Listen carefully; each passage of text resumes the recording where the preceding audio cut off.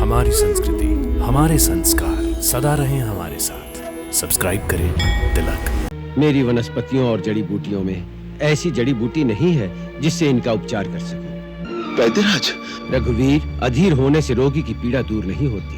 उपाय है, लेकिन अत्यंत दुष्कर, अत्यंत दुर्लभ।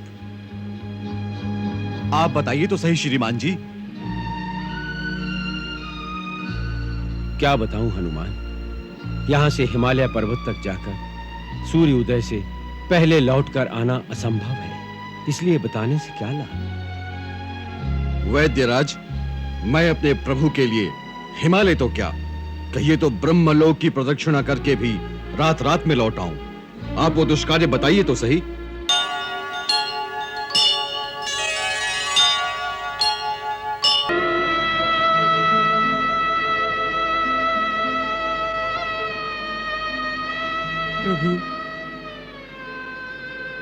प्रभु, आप इतने शोक संतप्त हो जाएंगे तो सूर्य का तेज बुझ जाएगा, शशि श्रीहीन हो जाएगा। हे धैर्य मूर्ति, हे करुणा निधान, आपने तो सदा दीन जनों के आंसू पोंछे हैं। आपकी संवेदना का संबल पाकर ही निराशा में डूबते प्राणी नवजीवन की प्रेरणा प्राप्त करते हैं। आप इतने निराश, इतने अधीर हो जाएंगे। महाराज विभीषण, जीवन में कभी वो अवसर आ जाता है जब ज्ञानवान से ज्ञानवान प्राणी आशा और निराशा की अनुभूति से परे शून्य अवस्था में पहुंचकर सुन्न हो जाता है। इस समय मैं उसी चैतन्यहीन अवस्था में हूं। मुझे न जीत का भान है, न हार की अनुभूति। जामवन जी, आप तो सबसे वृद्ध और विद्या के ज्ञाता गुणवान हैं।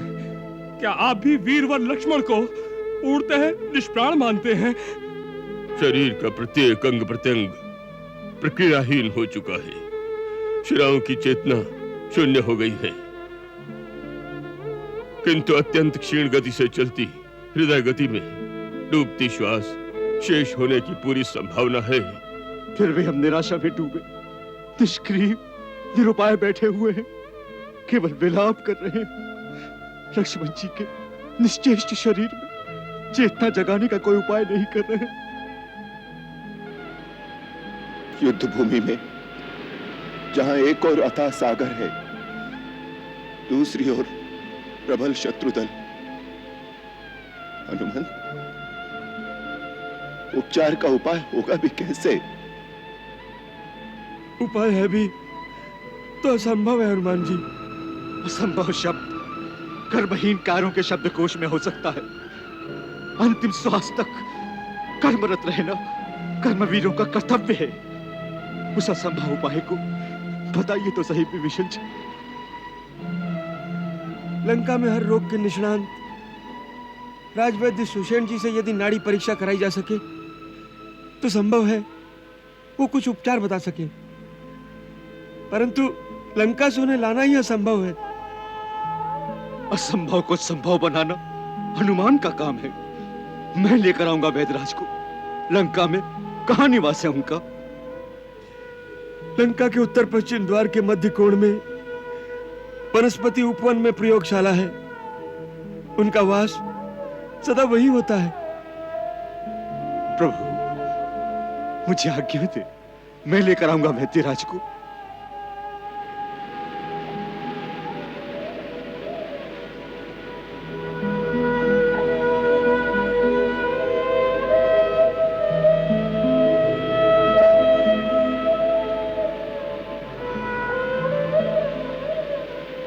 जैसी तुम्हारी इच्छा।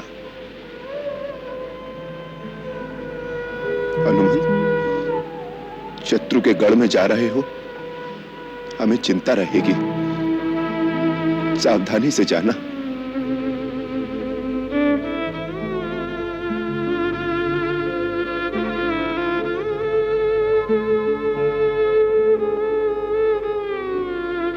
जय श्री राम। जय श्री राम।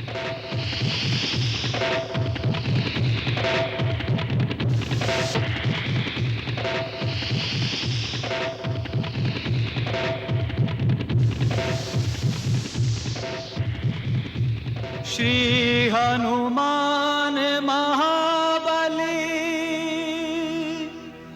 दुख मेटन सुख देन, सूक्ष्म रूप धरि लंक में, ढूंढे वेद सुषेण, ढूंढे वेद सुषेण।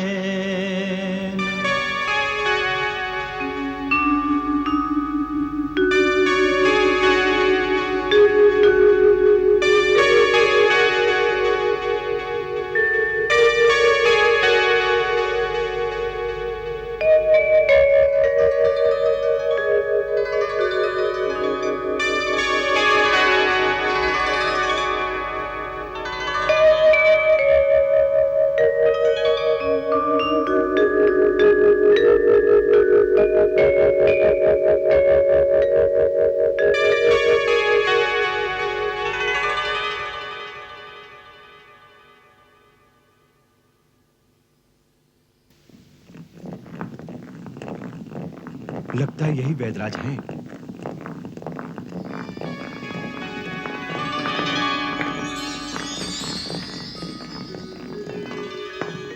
श्रीमान जी, वैद्यराज सुषेण आप ही हैं ना? हाँ, मैं ही हूँ। कहिए। कहिए क्या? चलिए। कहाँ? जय श्री राम।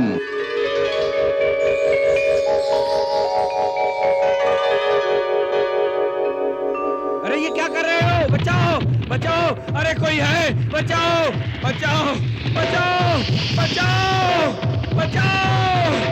अरे अरे ये क्या कर रहे हो? क्या कर रहे हो तुम? अरे भाई, तुम मुझे कहाँ लिए जा रहे हो? आपका कल्याण करने, सीधा प्रभु के पास। तो क्या तुम यमदूत हो? किंतु मेरी आयु अभी पूरी नहीं हुई है भाई, मरने का समय नहीं आया है। आपका पुण्य उदय हुआ है वैद्यराज, जीते जी प्रभु का सौभाग्य प्राप्त होगा। परंतु तुम हो कौन? मैं हनुमान। हनुमान? वही जो लंका में आकर लंका को जलाकर धूम मचाकर भाग गया था, वही हनुमान हो? हाँ श्रीमान जी, वही हनुमान। मुझे इस तरह उड़ाकर कहाँ लिए जा रहे हो? श्री राम प्रभु की सेवा में। परंतु क्यों? चलिए तो सही, वहाँ चलकर सब विदित हो जाएगा। श्री राम प्रभु को आपकी आवश्यकता है। रघुवर के सब काज कपि, कर डारे छिन माहि, पवन पुत्र के कोश में, शब्द असंभव नाहि, शब्द असंभव नाहि। वैद्यराज सुषेण, आप वैद्य हैं। आपका धर्म है रोगी का उपचार, उसकी पीड़ा हरना और प्राण रक्षा करना। परंतु राजभक्ति मेरा धर्म है। मैं लंका निवासी हूँ, अपने देश के शत्रु को नहीं बचा सकता। धर्म और अधर्म की व्याख्या सर्वदा एक नहीं होती वैद्यराज। हर परिस्थिति के अनुसार धर्म की व्याख्या बदल जाती है। वैद्य का धर्म है सबकी पीड़ा हरना और उनके प्राणों की रक्षा करना। तो सारी मानव जाति का हो जाता है। उसके लिए देश और काल की सीमा नहीं रहती। वैद्यराज, धर्म संकट तभी उपस्थित होता है जब दो धर्मों की तुलना में एक को अपनाने की स्थिति उत्पन्न होती है। तब यह देखना चाहिए कि कौन सा धर्म बड़ा है। वैद्य का कोई शत्रु नहीं होता, कोई मित्र नहीं होता। वैद्य और रोगी के बीच तो केवल विश्वास की एक अलौकिक डोर होती है। वैद्यराज, मैं अपने भाई को आपको सुपुर्द करता हूं। राजभक्ति का पालन करने के लिए चाहे तो इसके प्राण ले लीजिए, अथवा वैद्य का धर्म पालन करने के लिए इसे जीवन दान दे दीजिए। ये मैं आप पर छोड़ता हूं। रघुनाथ, आप पर मुझे पूरा विश्वास है।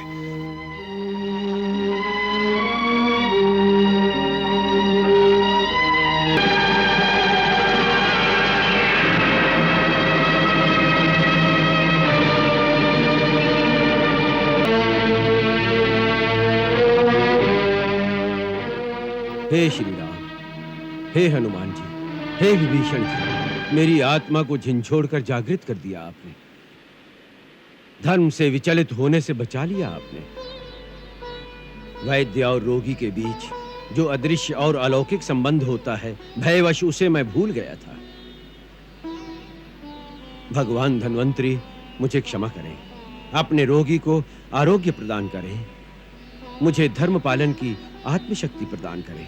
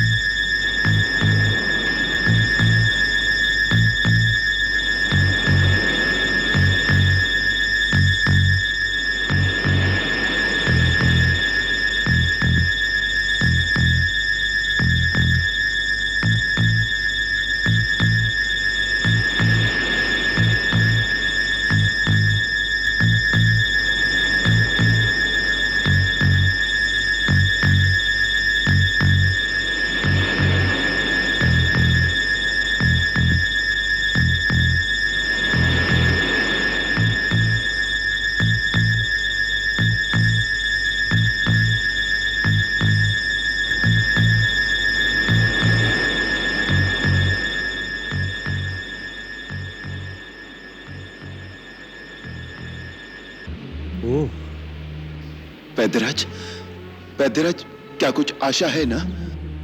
आयुर्वेद अंतिम सांस तक आस नहीं छोड़ता श्री राम।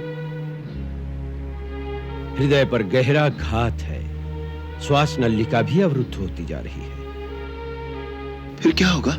मेरी वनस्पतियों और जड़ी बूटियों में ऐसी जड़ी बूटी नहीं है जिससे इनका उपचार कर सकूं। वैद्यराज, रघुवीर, अधीर होने से रोगी की पीड़ा दूर नहीं होती। उपाय है, लेकिन अत्यंत दुष्कर, अत्यंत दुर्लभ। आप बताइए तो सही श्रीमान जी। क्या बताऊं हनुमान, यहां से हिमालय पर्वत तक जाकर सूर्य उदय से पहले लौटकर आना असंभव है, इसलिए बताने से क्या लाभ। वैद्यराज, मैं अपने प्रभु के लिए हिमालय तो क्या, कहिए तो ब्रह्मलोक की प्रदक्षिणा करके भी रात रात में लौट आऊं। आप वो दुष्कार्य बताइए तो सही। यदि इतना साहस है तो सुनो। कैलाश और ऋषभ पर्वत के बीच दैवी औषधियों का एक महापर्वत है। वहां 4 महाऔषधियां ऐसी मिलेंगी जिनमें एक दिव्य प्रकाश की आभा चारों दिशाओं को प्रकाशमान करती रहती है। उनके नाम हैं विशल्यकारिणी, स्वर्णकारिणी, संधानी और मृत संजीवनी।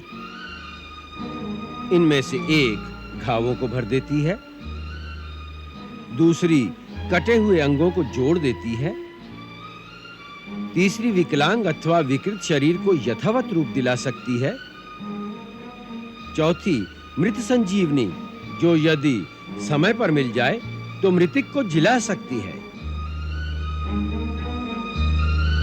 इसी दिव्य औषधि की इस समय आवश्यकता है, परंतु लक्ष्मण के पास केवल 1 रात का समय है, इसलिए यह कार्य सूर्य उदय से पहले हो जाना चाहिए। तभी इस उपचार का लाभ हो सकता है, अन्यथा लक्ष्मण के प्राण बचाना असंभव है। असंभव तो असंभव ही रहेगा। कहां लंका का समुद्र तट, कहां हिमालय, कौन ला सकेगा संजीवनी बूटी? प्रभु, आपका इस दास से विश्वास उठ गया।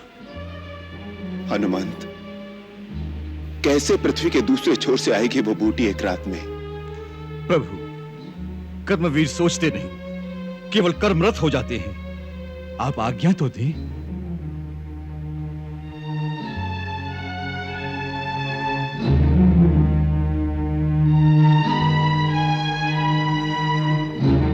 प्रभु, मुझे पूर्ण विश्वास है बजरंग इस कार्य में भी सफल होंगे।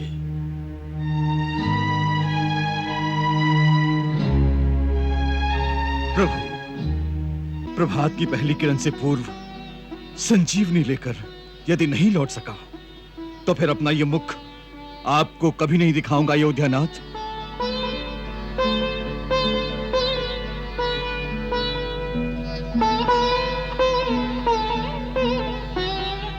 तुम कभी असफल नहीं हो सकते हनुमंत। जय श्री राम। वैद्यराज, उस बूटी की पहचान तो आपने बताई नहीं। उनकी सबसे बड़ी पहचान है उनका प्रकाशमान होना। एक दिव्य ज्योति उनमें जलती रहती है। यह दिव्य औषधियां समुद्र मंथन के समय सागर से प्रकट हुई थी। उनकी शक्तियों को जानकर देवताओं ने उन्हें हिमालय में गोपनीय रखा है और स्वयं उनकी रक्षा करते हैं। उनकी आज्ञा के बिना ये औषधियां तुम्हें नहीं मिलेंगी। तुम्हारे जाते ही लोप हो जाएंगी। इसलिए उनके संरक्षक देवताओं से प्रार्थना करना। वो तुम्हारा हेतु धर्ममय है ये जानकर तुम्हें अवश्य अनुमति देंगे। जो आज्ञा। संजीवनी लावन चले, कभी कह जय श्री राम। करुण अवस्था में यहाँ सोचे करुणा धाम। क्या मोल भला इस जीवन का आए, यदि बंधु के काम नहीं। भाई को जो आज बचा न सका, कोई राम का लेगा नाम नहीं। जग वालों, जग में सब कुछ है, भाई जैसा सुख धाम नहीं। है जोड़ी राम और लक्ष्मण की, लक्ष्मण जो नहीं तो ये राम नहीं। लक्ष्मण जो नहीं